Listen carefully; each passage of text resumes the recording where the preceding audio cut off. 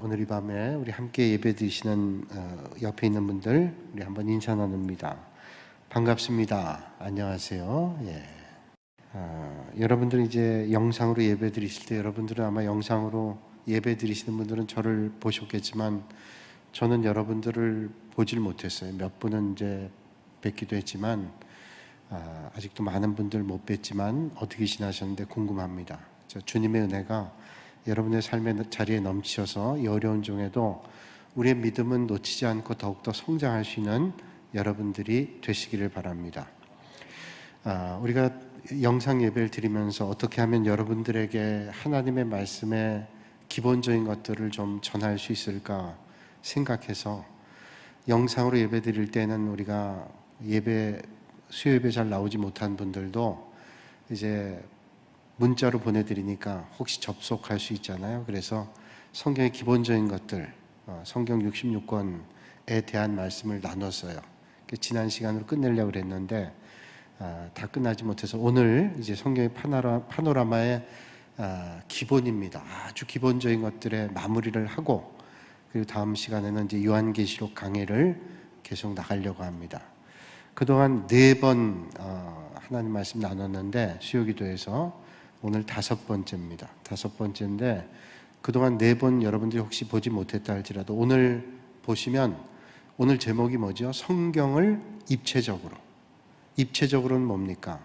우리가 성경을 이 지면을 통해서 보잖아요. 우리가 상상을 통해서 하나님의 말씀을 이해하기도 하지만 이 성경이라고 하는 것은 역사적인 배경이 있습니다. 그 역사적인 배경을 우리가 보고 그 역사적인 일들이 어디에 있었는가를 보고 그리고 성경을 보면 훨씬 더 입체적으로 보이게 되는 거죠. 그래서 만약에 우리가 군산이 어디 있다, 목포가 어디 있다, 또 대구가 어디 있다라는 것을 이 땅에 살고 있는 사람들은 다 압니다. 그래서 군산은 서쪽 중간쯤에 있고 대구는 동쪽에 있고 목포는 서남쪽에 있고 제주도는 제일 아래쪽에 있고 우리는 여기에 살고 있기 때문에 안단 말이죠. 그러나 이스라엘이란 땅 우리가 대략은 알지만 그 기후도 대략 알고 또 예수님께서 사역했던 걸 대략 알지 구체적으로 지명을 알지 못하고 어딘지 위치를 알지 못합니다. 그러나 우리가 지도를 통해 보거나 또 거기에 그 당시의 환경과 기후와 여러 가지 배경, 역사를 알게 되면 훨씬 입체적으로 볼 수 있는 거죠. 그래서 입체적으로 볼 수 있는 그 안목을 가지고 성경을 본다면 훨씬 생동감 있게 다가오는 말씀으로 우리는 배울 수 있겠다. 그래서 이제 온라인 예배가 얼마나 될지 모르지만 그렇게 했습니다. 근데 지금 보니까 코로나19 종식된 거 아니지만 계속 우리가 싸워나가 이겨야 되지만 우리가 영적인 문제도 중요하기 때문에 물론 온라인 예배도 드리지만 자리를 간격을 유지해 가면서 이게 이제 장기화된다면 우리는 또 장기적인 싸움에 돌입해야 되잖아요. 그래서 여러분 들어오실 때 번거롭지만 다 이름 적으시고 연락처 적으시고 마스크 하시고 또 소독약도 사용하시고 그러면서 우리가 조심스럽게 그러나 이 긴 기간 동안 언제가 될지 모르지만 하여튼 빨리 끝나기를 바라면서 기도하면서 우리가 영적 생활도 힘써야 되겠다 그렇게 생각합니다. 그래서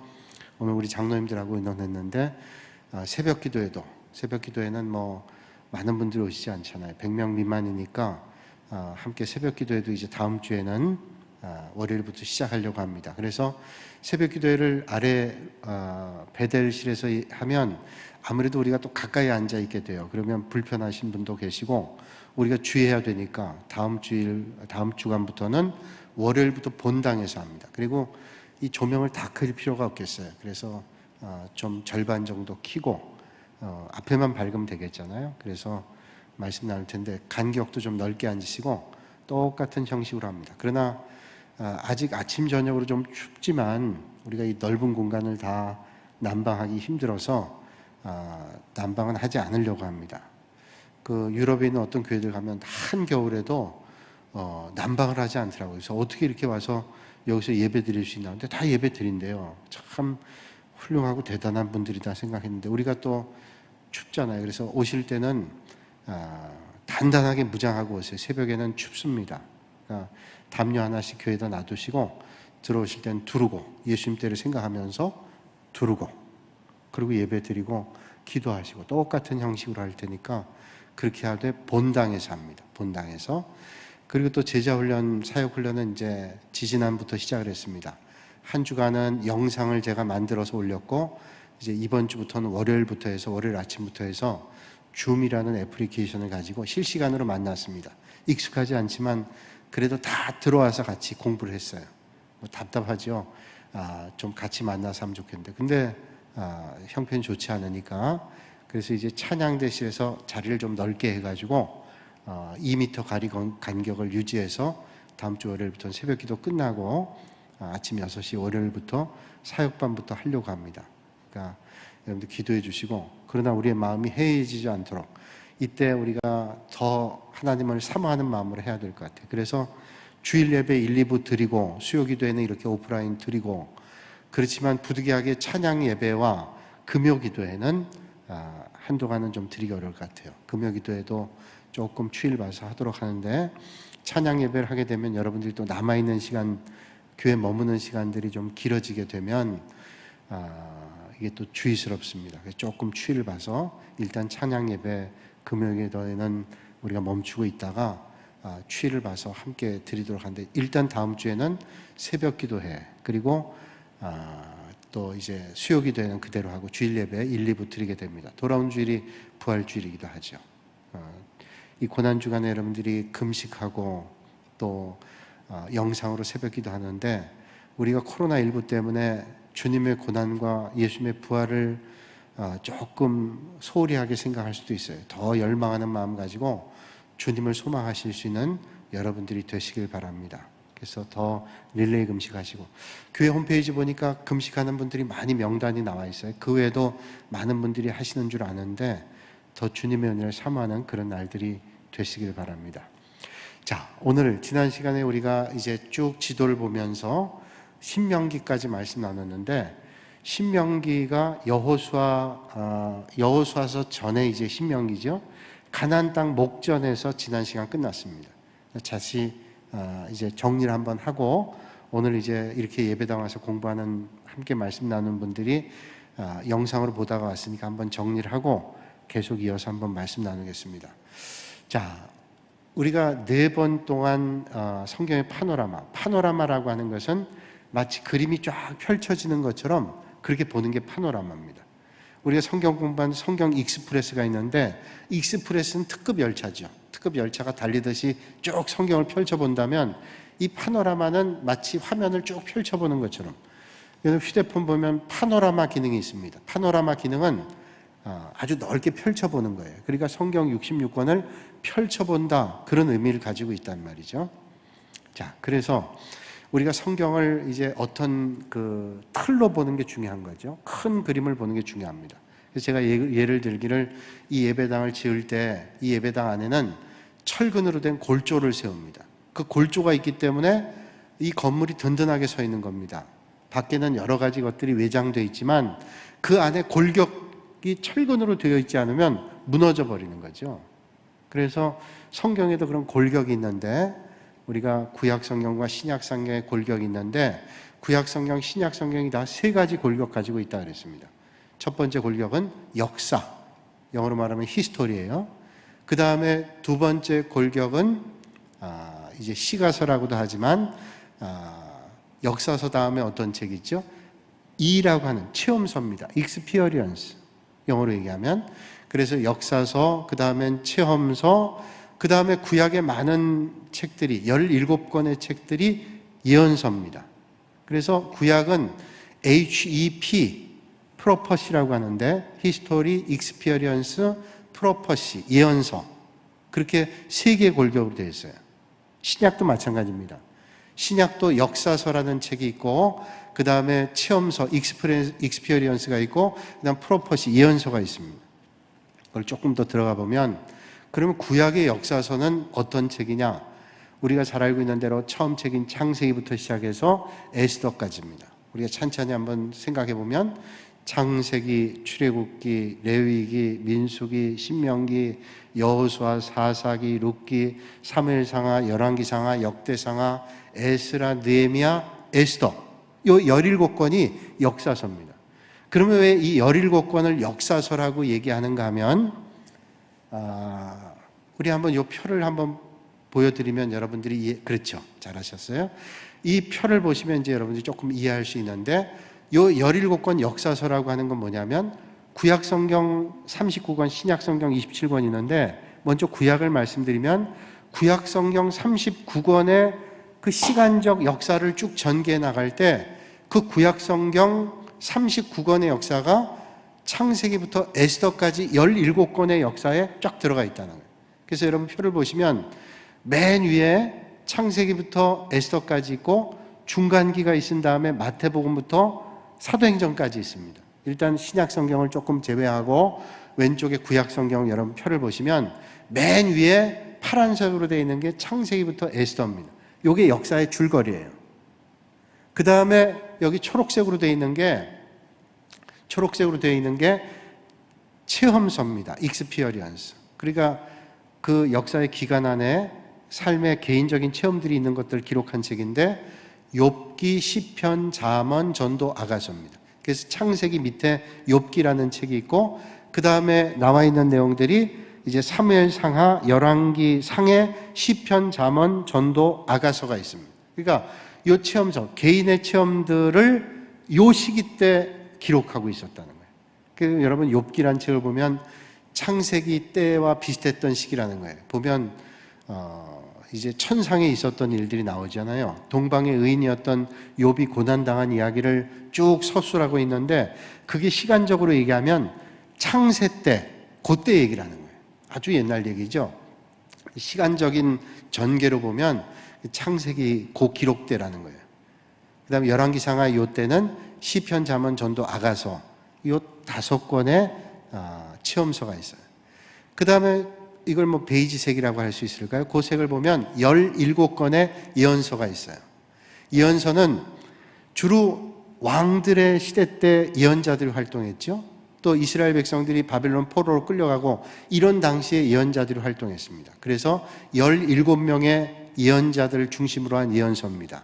이사야, 예레미야, 예레미야애가, 에스겔, 다니엘, 이 5권을 대예언서라고 얘기하고, 호세아, 요엘, 아모스, 오바댜, 요나, 미가, 나움, 하박국, 스바냐, 학개, 스가랴, 말라기, 요 12권을 소예언서라고 그래요. 17권 전체는 예언서에 해당이 됩니다.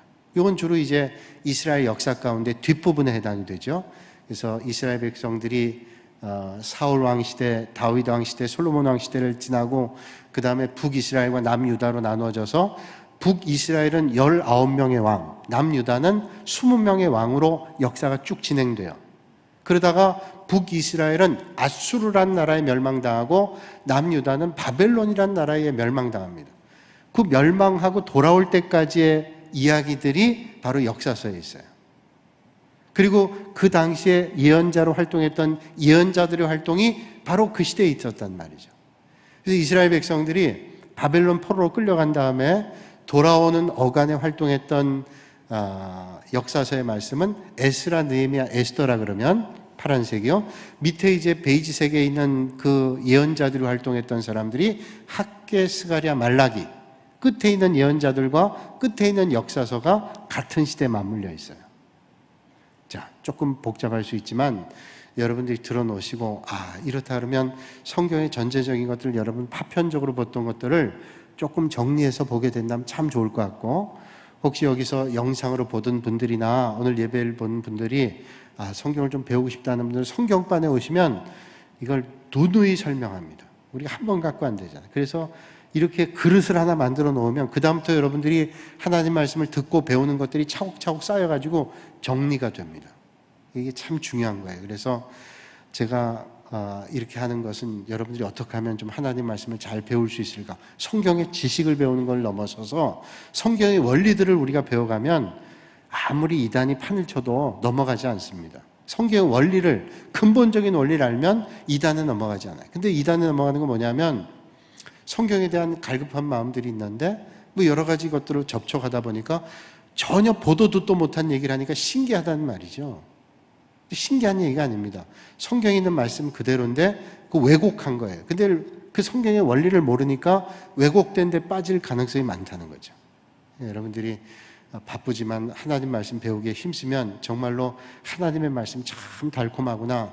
이게 세계 역사하고도 연결되잖아요. 그래서 세계 역사를 보면서 성경의 역사를 딱 맞물려 보게 되면 아주 성경에 대한 이해가 수월합니다. 하여튼 자, 그래서 구약은 그 세 가지 HEP라 그러는데 이 파노라마라는 책에서는 HEP, HEP이라고 하는 것을 미국의 부사관들이 훈련받을 때 구령이 HEP이라는 겁니다. 그래서 암송하기 좋게 이분 미국 사람이니까 HEP이다. H, History, E, Experience, P, Prophecy. 그래서 역사서, 체험서, 예언서다 이렇게 얘기합니다. 그래서 구약은 역사서, 17권의 역사서 안에 그 안에 체험서가 들어가고 예언서가 다 들어가요. 그 시기 안에 있는 겁니다. 그러니까 역사의 줄거리를 알고 거기에 있는 체험적 사건들이 연결되면 성경에 대한 이해, 말씀을 들을 때 여러분들이 훨씬 수월할 수 있다는 거예요. 신약을 보면 신약의 역사서는 5권입니다. 마태, 마가, 누가, 요한복음, 그리고 사도행전이에요. 우리가 알고 있다시피 마태, 마가, 누가, 요한은 예수님에 대한 사건들을 잘 묘사하고 있습니다. 특별히 마태, 마가, 누가 앞에 있는 세 복음서를 공감복음이라고 그러죠. 예수님의 사건을 그들의 관점으로 보는 거예요. 그래서 똑같은 사건들, 비슷한 사건들이 많이 나옵니다. 오병이의 사건이라든지 무리를 걸은 사건이라든지 그런 사건들이 마가의 관점, 누가의 관점, 요한은 이제 공감복음에 제외되는데 조금 마태, 마가, 누가보다는 요한복음 조금 관점이 조금 다릅니다. 그러나 다 복음서, 역사서에 그러니까 예수님 당시에 주님의 사역을 받던 사람들이 기록했던 거예요. 그래서 역사서라 그래요. 사도행전은 마찬가지죠. 예수님께서 십자가에 달려 돌아가시고 부활 승천하시면서 너희들이 예루살렘 떠나지 말고 모여서 기도하라 그럽니다. 마가의 다락방에서 기도하는데 성령님이 임재하셔가지고 방언이 터지고 이제 그들이 담대하게 돼서 복음을 전합니다. 그래서 예루살렘 중심으로 있던 저들이 이제 밖으로 나가서 복음 전하죠. 수리아 안디아를 통해서 이제 거기서 예수님을 박해했던 사울이 바울 되고 그 소아시아 1, 2, 3차 전도행하고 로마로 가고 뭐 그런 자세하고 복잡한 얘기들은 이제 차차 배우겠지만 이제 그런 사건들을 쭉 하는 역사적인 얘기. 그래서 사도행전은 교회가 확산되는 얘기입니다. 그래서 복음을 전하면서 고린도의 교회가 생기고 에베소의 교회가 생기고 소모나의 교회가 생기고 이런 교회가 확산된 얘기들이 쭉 기록된 게 바로 서신서입니다. 서신서. 그래서 로마서부터 해가지고 사도행전까지는 역사서인데 이 사도행전 역사서 안에 서신서가 다 포함됩니다. 여기 보시면 왜 파란색이 복음서 오른쪽에 마태, 마가, 누가, 요한이 있고 그 다음에 사도행전 있잖아요. 사도행전 끝부분으로 해서 연두색, 초록색이 쭉 연결되고 맨 밑에 요한계시록이 있는데 그러니까 사도행전이란 책 안에 이 서신서의 역사들이 다 기록된 거예요. 로마에 보낸 편지, 사도행전 안에 있는 얘기입니다. 근데 사도행전 안에 있는 얘기 가운데 로마에 보낸 편지를 또 이야기한 것이고 갈라디아서도 마찬가지 갈라디아 교회를 향해서 전한 그러니까 여기 나와 있는 내용들의 체험서 이 서신서를 체험서라고 얘기하는데 이게 다 사도행전 역사 안에 포함되죠. 요한계시록도 마찬가지. 요한계시록도 이제 사도 요한이 반모섬에 유배됐을 때 하나님께서 계시를 보여주시죠. 그래서 새하늘과 새 땅이 이루어진다. 박해를 잘 극복해서 이겨내가라. 이제 앞으로 있을 일들을 말씀해주고 있는 게 요한계시록이에요. 그럼 보면 구약성경은 보세요. 역사서가 17권, 체험서가 5권, 그 다음에 예언서가 17권이에요. 17권, 5권, 17권이죠. 근데 신약성경은 역사서가 5권입니다. 그리고 신약성경은 27권인데 역사서가 5권이고 체험서가 서신서입니다. 서신서가 쭉 있고 그 다음에 예언서는 딱 한 권이에요. 요한계시록. 그러면 역사서 5권, 요한계시록까지 하면 이제 요한계시록 예언서 1권, 6권이죠. 그러면 체험서는 몇 권이냐? 체험서는 21권이에요. 그럼 이걸 볼 때 구약성경은 어디에 강조점을 두는가 하면 역사적 사건과 예언의 관점이 있어요. 역사적인 긴 세월 가운데 이제 주님이 이 땅에 오셔서 우리를 구원하신다. 하나님의 역사가 어떻게 이루어진다. 그 예언에 대한 것들이 많단 말이에요. 그리고 신약에 와서는 어떤 내용들이 많냐면 성령님이 역사하셔서 교회가 확산되는 내용들이 쭉 전개되어 있습니다. 그래서 서신서가 21권이에요. 그러니까 신약 성경에는 이 서신의 관점이 여기에 초점이 있구나, 이렇게 우리가 보면 좋겠다는 겁니다. 이해가 안 되는 분들은 자꾸 보시면 이해가 되고요, 조금이라도 맛을 보셔서 이런 틀이구나 하고 이해하시면 큰 도움이 되리라고 생각합니다. 자, 그 다음에 이게 이제 세 골격이에요. HEP. 구약과 신약은 세 가지의 틀로 있는데 역사서, 그 다음 체험서, 예언서다, 그런 틀이고요. 그 다음에 31쪽의 그림을 한번 보여주세요. 31쪽의 그림 보여주시면 성경엔 세 가지 골격이 있을 뿐만 아니라 8가지의 기둥이 있어요. 8가지 기둥. 우리 교재 31쪽입니다. 그 전 그림이에요. 예, 그 전 그림. 그 전 그림. 예. 요 그림입니다. 여기 보면 구약과 신약이 있는데 이제 역사서를 또 둘로 나눠요. 역사서를. 어떻게 나누는가 하면 이건 세 골격을 조금 세분화해서 8기둥 되는 건데, 자, 구약의 역사서라 그러면 창세기부터 에스더까지라 그랬는데 우리가 창세기, 출애굽기, 레위기, 민수기, 신명기를 모세오경이라고도 얘기하고 율법서라고도 얘기해요. 그 율법서하고 그 다음에 율법서 다음에 신명기 다음에 나온 게 여호수아서죠. 여호수아서부터 에스더까지, 이 창세기부터 에스더까지 17권 다 역사서인데 이 역사서를 또 따져서 나누면 여호수아 전까지 창세기, 출애굽기, 레위기, 민수기, 신명기, 이걸 율법서라 그러고 그 다음에 여호수아부터 에스더까지를 역사서라고 둘로 또 나눌 수 있다는 거예요. 자, 그렇게 나눈 거, 그거 하나 차이입니다. 그러니까 역사서 17권을 앞에 5권 모세오경 율법서를 떼고 여호수아부터 에스더까지를 역사서로 얘기하죠. 물론 창세기부터 신명기까지도 다 역사서예요. 그러나 8개 기둥으로 볼 때는 조금 더 성격이 다를 수 있다는 거예요. 그리고 그 다음에 체험서인 욥기, 시편, 잠언, 전도, 아가서는 시가서로 나눴어요. 8기둥에는. 그 다음 예언서, 이사야부터 말라기까지는 예언서 그대로. 그러니까 앞에 역사서만 17권을 5권, 12권으로만 나눈 거예요. 복음서도 마찬가지입니다. 신약도 밑엔 신약인데, 자, 복음서, 마태, 마가, 누가, 요한을 복음서라 그러죠. 사도행전 역사서입니다.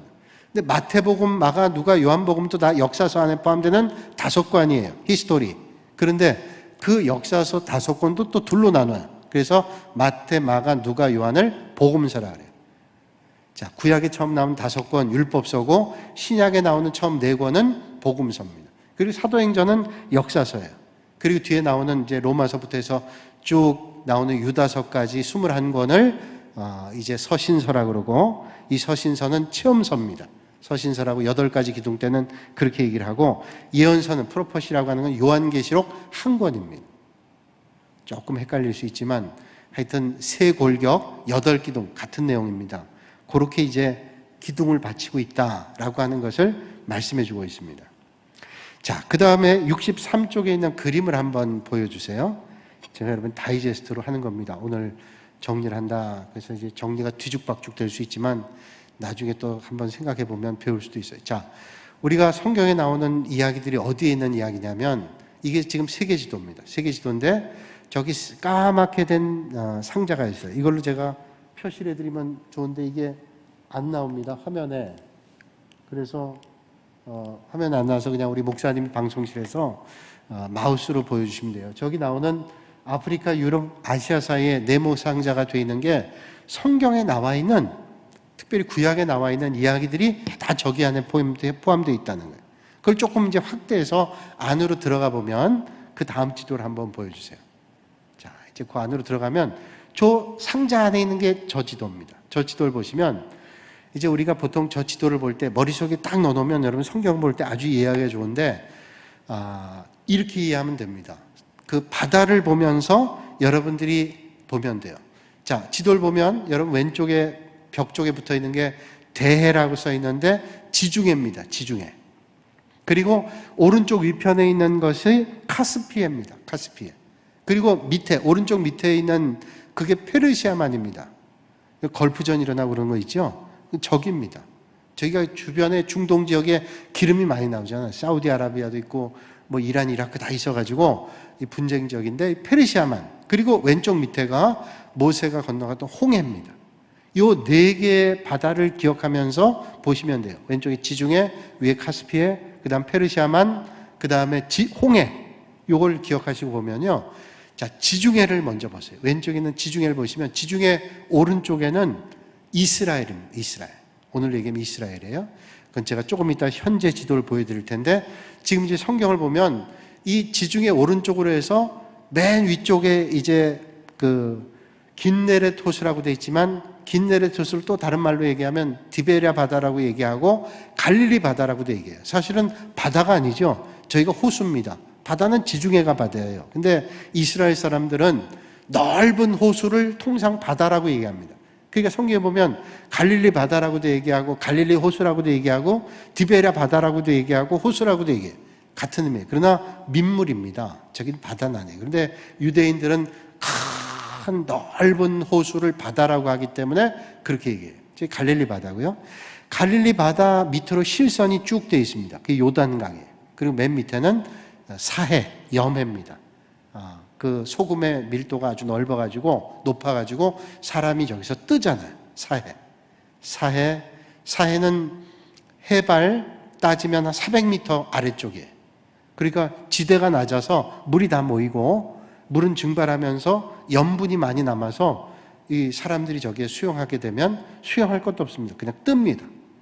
그 사해, 그 실선 따라가면 요단강이고 오른쪽 가면 갈릴리 바다, 긴네렛 호수고, 그 요단강 좌편, 요게 바로 이제 가나안 땅이고, 오늘로 얘기하면 이스라엘 땅이고, 예루살렘에 있는 성경에 나오는 예수님이 주로 활동했던 땅이 거기입니다. 그래서 처음에 공생의 3년에 대다수 지역이 긴네렛 호수, 요단강 북편에 있는 갈릴리 바다, 여기 보면 긴네렛 호수, 거기서 공생애를 거의 보내셨고요.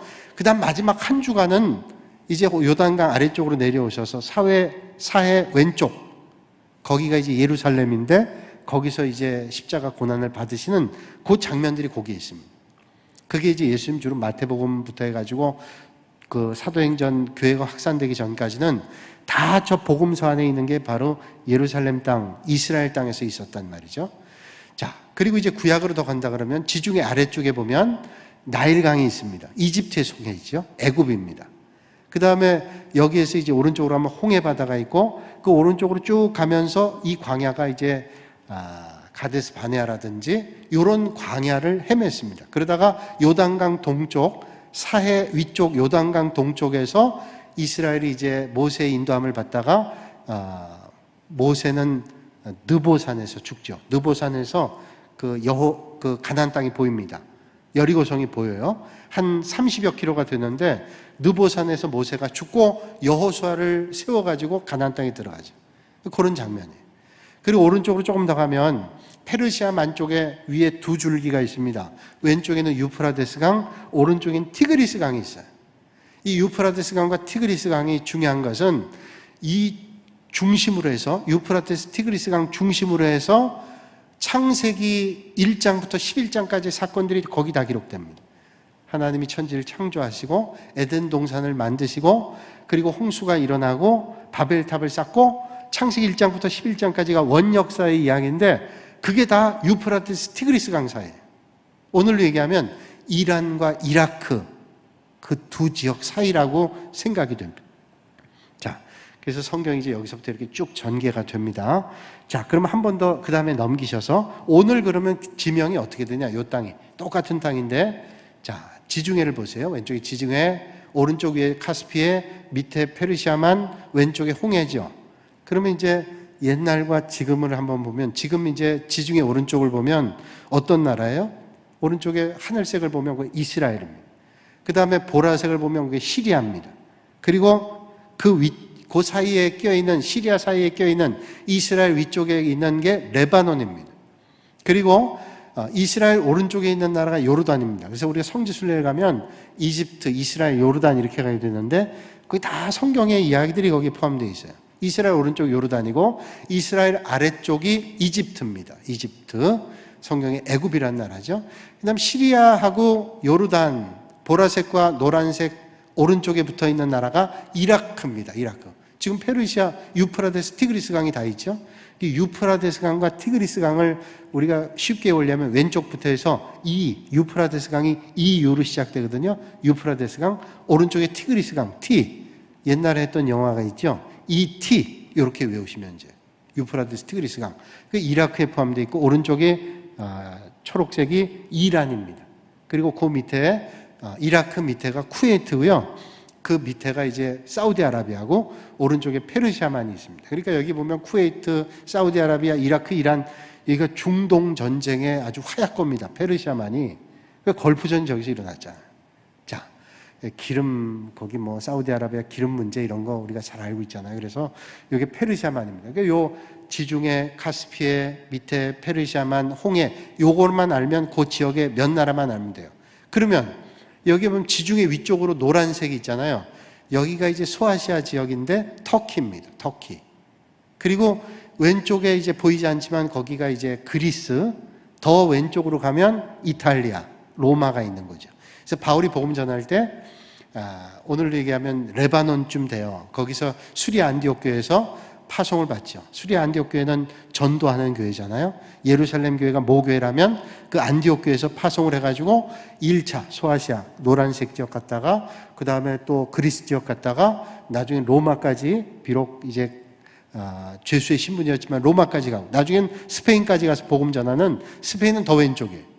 그런 내용들입니다. 그래서 오늘 이제 구약만 한번 정리해 본다면 이렇게 됐죠. 자, 그 다음에 65쪽의 지도를 한번 그 다음 넘겨봐 주세요. 65쪽. 그 전에 비옥한 초승달지대. 조금 맞습니다. 여기도 이제 마찬가지 요건 똑같은 옛날 성경 지도인데 자, 왼쪽에는 대해 지중해고 맨 위에는 여기 이제 흑해까지 나와 있지만 그것까지 생각할 거 없고 오른쪽이 카스피해, 오른쪽 밑에가 페르시아만, 그 다음 가운데 홍해가 있어요. 그 위에 연두색으로 보이는 건 뭐냐면 주로 그 당시에 많이 사람들이 살던 곳입니다. 여기를 이제 페르시아만 위쪽으로 해가지고 이집트의 나일강 유역까지가 쭉 이렇게 연두색으로 되어 있는데 이 연두색 밑에 지역은 산악지대입니다. 산악지대, 광야, 사람들이 살기 힘든데 주로 사람들이 몰려있던 곳은 이 연두색 지역인데 비옥한 초승달지대입니다. 비옥한 초승달지대.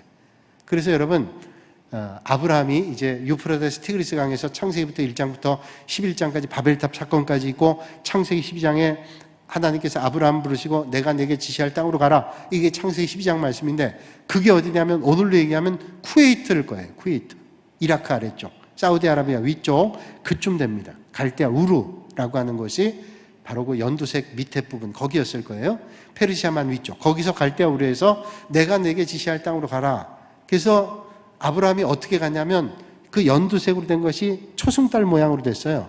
그래서 저 지역을 비옥한 초승달지대다 그렇게 얘기합니다. 비옥한 초승달지대. 그렇게 가는 거예요. 그래서 이제 아브라함이 하나님 말씀을 듣고 가족들을 이끌고 갑니다. 그래서 그 초승달지대 제일 윗부분 거기에서 아브라함의 아버지였던 데라가 죽습니다. 데라가 죽고 그 다음에 아래쪽으로 내려와서 요단강 좌편이죠. 거기에서 이제 아브라함이 이삭과 야곱과 요셉과 정착해 살게 되죠. 가나안 땅에서, 예루살렘, 이스라엘 땅에서. 근데 그때 요셉이 미움을 받았잖아요. 형제들에게 채색옷 입고 뭐 꿈꿨는데 형제들이 아주 불쾌했단 말이에요. 그래서 요셉을 애굽 상인한테 내다 팝니다. 그래서 팔린 것이 애굽 땅입니다. 더 왼쪽으로서 외굽 땅에 요셉이 팔려갔어요. 근데 요셉이 팔려갔을 때 기근이 왔단 말이에요. 세월이 흐르면서 요셉이 뭐 보디발 장군 집에 있다가 감옥에 갔다가 뭐 이러다 나중엔 총리가 됐잖아요. 우여곡절 끝에.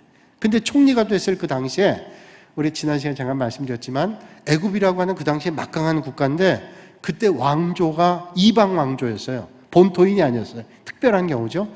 그래서 외국인들에 대해서 우호적인 왕조였습니다.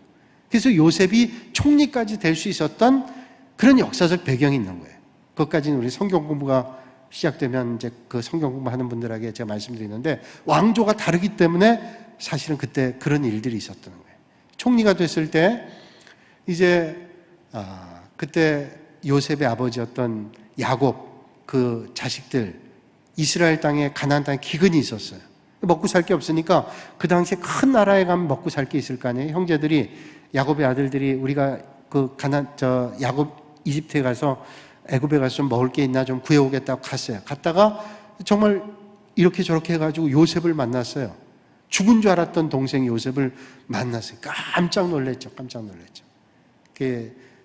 결국은 이제 그때 뭐 여러 가지 일들을 해결하고 야곱과 그의 가족이 73명이 이주를 합니다. 왜? 자기 아들이, 자기 형제가 이제 다 용서했기 때문에 애굽에서 총리가 됐으니 가나안 땅에서 먹고 살 게 없는데 당연히 이주해야 되겠죠. 이민을 간 겁니다. 73명이 이민을 갔는데 이민을 가서 몇 년을 살았냐? 430년을 산 거예요. 430년 살았는데 그러면 얼마나 많이 번성했겠어요. 벌써 보통 한 30년이 한 세대라 그러면 뭐 요즘에 25년 정도라 그러는데 430년이면 20대가 넘었을 거예요. 그러면서 많이 번창했겠죠. 그러면 이집트에서 이스라엘 사람들이 와서 많은 사람들이 늘어가니까 위기감을 느꼈고 점점 세월이 가면서 요셉이란 존재도 잊혀지게 되고 그러니까 애굽 사람들이 이스라엘 사람들을 종 삼았다는 거예요. 종의 자리로 전락했어요. 그러니 하나님 앞에 갈망했죠. 하나님 우리를 좀 구원해달라. 그래서 모세를 통해서 애굽을 떠나게 됩니다. 이게 출애굽이죠. 그러니까 창세기 사건은 저기 유프라테스 티그리스 강부터 시작을 해가지고 창세기의 이야기가 애굽까지 전결되는 거예요. 그래서 애굽에서 요셉이 죽었을 때 그 무덤을 이스라엘 땅으로 가져오죠. 이제 거기까지 되는데 여기서 이제 그 다음에 모세를 하나님께서 세웁니다. 그래서 그 다음에 77쪽에 있는 지도를 한번 보시면 77쪽 그게 이제 구약에 나오는 스토리 77쪽 아까 그 화살표 있는 거 위쪽이에요. 그걸 보시면 이제 이게 구약의 이야기입니다. 자, 화살표인데 간단하죠? 간단하다 그러면 아니요 해야지 이게 되는데 간단하죠? 아니요, 안 간단해요. 근데 여기 이제 색깔별로 성경의 이야기가 기록된 건데 빨간색이 유프라테스 티그리스 강부터 해가 쭉 해서 애굽까지 간 창세기 얘기입니다. 창세기 1장부터 50장까지 얘기가 제일 위에 있는 빨간색 비옥한 초승달지대를 떠나서 애굽 갔어요. 그 다음에 애굽의 람셋이라고 하는 곳에서 출애굽합니다. 그래서 밑에 홍해바다를 건너죠. 홍해바다를 건너서 시내산까지 한 2년 동안 머뭅니다. 그래서 출애굽기는 시내산까지의 이야기를 기록해요. 시내산에서 하나님의 말씀, 율법을 받습니다. 시내산에서 십계명을 받죠. 돌판 깨뜨리고 뭐 그런 일들이 있었는데 거기서 이스라엘 백성들이 재정비를 합니다. 여러분 이스라엘 백성들이 출애굽할 때 몇만 명이었어요? 60만 명이 넘었어요. 그리고 시내산 가서 계수하니까 마찬가지 60만 명이 넘었어요. 근데 지난 시간 말씀드린 대로 60만 명은 순장정 남자만 얘기하니까 어린애, 노인, 여자 포함하면 통상 200만이라 그러지만 이 책의 저자는 400만, 800만 이렇게 보기도 해요. 하여튼 많은 숫자였어요.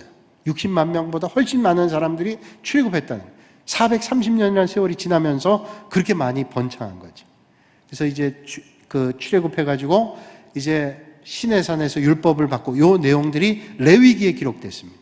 그래서 하나님 앞에 어떻게 예배드리냐, 제사드리냐, 그 시내산에서 그런 내용들이 레위기에 있고, 그 다음에 연두색의 내용들이 이제 레위기 다음에 민수기잖아요. 민수기는 가데스바나에 그 연두색 보면 막 빙글빙글 돌잖아요. 광야에서 여기서부터 38년 동안을 광야에서 헤맵니다. 그래서 시내산에서 2년, 그 다음에 광야에서 38년, 40년 동안을 광야에서 헤매요. 보통 일주일 내지 보름이면 가나안 땅에 들어갈 수 있는데 40년 세월을 빙글빙글 돌다가 결국은 요단강 동편에 거기서 딱 멈춥니다.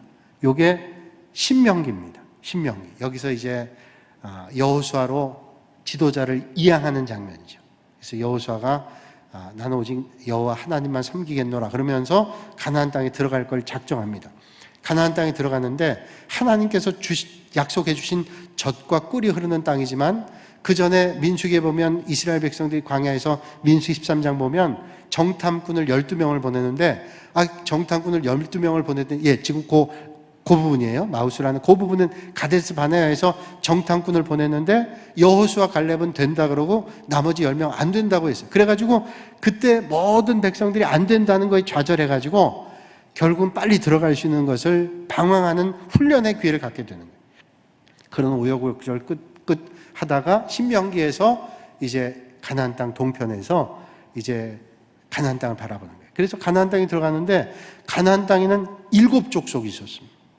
그리고 제가 지난 시간 말씀드렸지만 이스라엘 백성들은 청동기 문화에 있었는데 가나안 땅 족속들은 철기 문화입니다. 무기 체제가 달라. 훨씬 막강한 화력을 가지고 있고 거기는 군인들이 있지만 이스라엘 백성들이 무슨 군인이 있습니까? 광야 생활하다가. 그래서 전쟁을 하는데 오직 하나님만 의지하고 가는 거죠. 그래서 첫 번째 전쟁이 여리고성 전쟁에서 여리고 하나님 앞에 기도하고 하나님 도와주셔서 여리고성 무너뜨리고 또 그 다음에 아이성, 아간의 실수, 범죄 때문에 실패합니다. 철저하게 회개하죠. 여리고성에 비하면 아이성은 너무 보잘것없는 성인데도 실패했어요. 철저하게 회개하고 아이성을 함락하고 그 다음에 남쪽에 있는 가나안 족속 연합군, 북쪽에 있는 연합군을 다 물리치고 가나안 땅에 들어가서 이제 땅을 분배합니다. 가나안 땅에 정착하는 거예요. 그게 여호수아. 그 여호수아가 끝난 다음에 사사기가 시작이 되죠.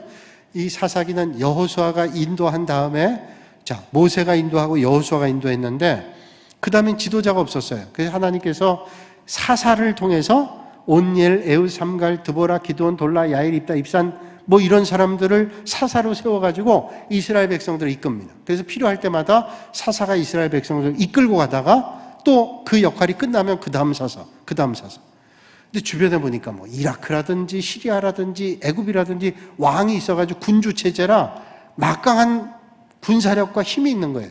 그래서 이스라엘 백성들이 우리에게도 왕을 주십시오. 안 된다. 너희들에게 왕은 오직 하나님 한 분이다. 그런데 너무 간절히 원하니 하나님께서 왕을 주시면서 너희들에게 진정한 하나님이다라는 것을 잊지 말아라 이렇게 말씀하죠. 그래서 첫 번째 세웠던 왕이 사울입니다. 그 다음 사울, 다윗, 솔로몬. 이게 통일왕국 시대죠. 사울, 다윗, 솔로몬. 이제 열왕시대가 가는 거죠. 이제 사무엘상하, 열왕기상하. 요 사무엘상하에 이제 사울, 다윗, 솔로몬에 대한 얘기가 쭉 나오고 그 다음에 열왕기상하, 역대상하에는 분열왕국에 대한 얘기가 나오는데 사울, 다윗, 솔로몬 다음에 솔로몬 때 마지막에 말년에 그가 솔로몬이 얼마나 좋은 왕이었어요. 하나님 앞에 일천번제를 드리고 하나님 앞에 지혜를 구하고 왜 지혜를 구했을까요? 하나님 맡겨주신 백성들을 잘 이끌기 위해서 지혜를 달라고 그랬더니 하나님께서 너무 그 마음이 귀해가지고 하나님께서 정말로 명예, 권세, 부 다 주셨어요. 그렇게 좋은 왕이었는데 말년에 이방 여인들을 첩으로 받아들이고 세금을 많이 걷어들이고 그래가지고 결국 나라가 분열됩니다. 북이스라엘 여로보암 왕, 남유다는 르호보암. 이 솔로몬의 아들이 르호보암인데 남유다는 말하자면 솔로몬 왕조가 쭉 이어지는 겁니다. 그 아버지 아들. 그런데 북이스라엘 여로보암은 르호보암, 솔로몬 아들에게 반대를 해가지고 세웠던 왕이 북이스라엘. 그래서 여로보암부터 해서 쭉 19명의 왕이 남유다는 르호보암에서 20명의 왕이 쭉 이어지는데 북이스라엘은 아수르라는 나라가 있습니다. 아수르. 저기 보면 위쪽에 이제 아수르라는 나라가 있는데 아수르라는 나라, 지금으로 얘기하면 아마 이란쯤 될 거예요. 이란 북쪽일 거예요. 이란과 이라크 그 북쪽에 해당되는데 거기는 아수르라는 나라에 주전 587년에 멸망당합니다. 587년에. 그게 멸망당해가지고 이때는 아수르라는 나라가 그 유대 땅에 이스라엘, 북이스라엘에 있는 사람들을 자기들 포로로 끌고 가지 않고 다 내쫓고 이방 사람들이 거기 들어와 살도록 했어요. 그런 정책을 세웠습니다. 그러나 다 쫓겨나지 않고 남아있던 사람들이 어떻게 돼요? 이방 사람들이 들어오니까 거기에 이제 국제 결혼이 이루어지는 거죠. 그런 정책을 아수르가 썼어요. 그래서 완전히 민족을 흩트기 위해서 혼혈 정책을 썼어요. 그때 혼혈족이 된 사람들이 누구냐? 사마리아 사람들이에요. 그래서 유대인들이 사마리아 사람들을 기피했던 건 뭐냐면 우리는 단일 민족인데 너희들은 혼혈 민족이다 라고 해서 그 사마리아 사람들을 개취급한 거예요. 그게 아수르하고 연관된 얘기입니다. 그게 주전 587년이고 그 다음에 한 130여 년 지난 다음에 남유다는 바벨론이라는 강대국에서 멸망당합니다. 바벨론은 아수르 아래쪽에 있는 나라예요. 여기 보면 저 파란색 화살표 있는 위쪽이 아수르고 아래쪽에 있는 파란색 화살표가 있는 데가 바벨론이에요. 주전 722년에 바벨론이라는 나라에서 멸망당해가지고 그때는 남유다 백성들을 바벨론이 다 데려갔어요. 1차 왕족, 귀족, 2차, 그 다음 3차 전부. 그래가지고 바벨론 다 끌려갑니다. 70년 포로 생활하다가 이제 바사라고 하는 나라, 페르시아라는 나라, 오늘로 얘기하면 이란이라는 나라예요. 저 사자 돼 있는 거기에 오른쪽이 이란이고 왼쪽이 이라크인데 이란이라는 나라에 의해서 해방이 됩니다. 바사라는 나라, 성경에 바사죠. 고레스라는 왕이 해방을 시키는데 다 고향으로 돌려보냅니다. 왜 고향으로 돌려보내냐? 이 사람들도 이스라엘 사람들 데려다 종으로 쓰면 좋잖아요. 근데 이 바사라 나라의 왕 고레스는 지혜가 있었어요. 가만 보니까 하나님의 백성, 이스라엘 백성들을 건드렸다가 좋은 일을 못 봤어요. 다 이스라엘을 괴롭혔던 나라들이 망했거든요. 그래서 페르시아 바사의 왕은 돌려보내는 거예요. 이게 하나님의 여기에 비하인드 스토리가 있는 거예요. 다 돌려보내가지고 돌아가죠. 그 돌아간 사건이 그때 있었던 이야기들이 에스라, 느헤미야, 에스더. 그래서 에스라, 느헤미야가 성벽 재건하잖아요. 예루살렘 성벽이 다 무너졌어요. 바벨론에 의해서. 이제 들어가면서 성전 재건하죠. 그때 산발랏 도비아가 저거 여우가 올라가도 다 무너질 거라 조롱하고 방해했지만 그러나 격려하면서 에스라, 느헤미야가 성전 재건합니다. 그때 에스더라고 하는 책이 있는데 에스더는 성벽과 성적 재건이 아니라 그때 바사라는 나라의 왕비가 됐던 사람이 에스더입니다. 같은 시대. 그래서 에스더 얘기가 에스라, 느헤미야, 에스더 역사서가 끝나고 그 성전 재건, 성벽 재건하는 바벨론에서 돌아올 때 이야기가 그때 활동했던 예언자가 학개, 스가랴, 말라기입니다. 그래서 예언서가 끝나는 게 어디냐면 말라기에서 끝나요. 이게 말라기에서 끝나고 마태복음이 시작되는 그 시간을 신구약 중간 시대라고 얘기하고 암흑 시대라고 얘기합니다. 그게 300년 내지 400년인데 구약이 끝나고 신약이 시작되는 말라기 예언자로 끝났던 이야기가 세례 요한이 등장하는 그때까지가 400년 내지 300년이에요. 이 책에서는 400년이라고 얘기하는데 어떤 책에는 300년이라고 얘기해요. 한 400년이 암흑기, 신구약 중간 시대인데 왜 암흑기라고 그러냐? 말라기 이후에 세례 요한이 올 때까지 아무런 예언이 없었어요. 하나님의 말씀 예언자들이 없었기 때문에 캄캄한 암흑의 시대였다. 그래서 암흑시라고 해요. 암흑의 시기를 지나게 되죠. 근데 성경에 보면 그리스에 대한 얘기가 없잖아요. 페르시아가 이제 그 당시에 패권을 받았는데 페르시아 다음에는 터키 왼쪽에 있는 그리스가 패권을 잡았습니다. 그 그리스가 패권을 잡아가지고 그리스의 알렉산더 대왕이잖아요. 근데 성경에 그때는 신구약 중간시대 암흑기였기 때문에 우리 성경에는 그리스란 나라가 등장하지 않아요. 그리고 그리스란 나라가 패권을 잡았다가 무너지고 난 다음에 어느 나라가 잡았냐? 로마가 다스렸어요. 신약이 시작될 때는 로마가 다스리고 있을 때예요. 그러니까 성경에 보면 로마가 다스릴 때 예수님이 오셨잖아요. 그러니까 성경의 역사와 세계의 역사를 보면 이렇게 정리돼. 아, 요때 요런 일들이 있었구나 하는 것을 알 수가 있어요. 그래서 예수님 오실 때 이제 세례 요한이 회개라, 이제 메시아가 오신다 말씀하고 예수님 오셔서 신약으로 연결이 되는 거예요. 자, 시간 많이 갔지만 오늘 끝내려고 긴 세월 3000년 넘는 역사를 잠깐 동안 봤습니다. 그저 기억이 잘 안 나는 분들은 기억나는 분에게 물어보시길 바라고. 근데 성경을 통해서 하나님의 역사가 이루어지고 있다는 걸 우리가 이렇게 한번 쭉 정리해 본다면 훨씬 수월할 거예요. 그래서 그 시간적인 것으로 쭉 보면 우리 81쪽에 이제 나오는데 창세기부터 해서 쭉 그 역사가 나오는데 근데 여러분들이 교회에서 하는 성경 공부가 여러 가지 있으니까 기회를 내서 배우시고 또 요 틀만 하나 딱 가지고 있으면 성경 말씀을 나눌 때 또 설교 어떤 목사님이 하시든지 누가 전하든지 그게 정리가 되면 여러분들에게 아주 유익할 거예요. 이번 코로나19 때문에 이런 기회를 가졌는데 이게 여러분들에게 성경 공부할 수 있는 좋은 동기가 되면 좋겠고 또 이미 알고 있는 분들도 한번 정리하는 시간 되면 좋겠고 저도 이 말씀을 나누면서 저도 한번 정리가 되는 시간이라 아주 좋았습니다. 오늘도 여러분 그 하나님께서 이제 사도행전의 시대는 지금 계속돼요. 사도행전 28장으로 끝나지만 끝나지 않고 이제 오실 메시아를 기다리는 시대잖아요. 이 마지막 때 우리가 하나님의 말씀 앞에 정말로 귀하게 쓰임받는 사도행전의 역사를 이어가는 여러분들이 되시기를 주님의 이름으로 축복합니다. 기도하겠습니다.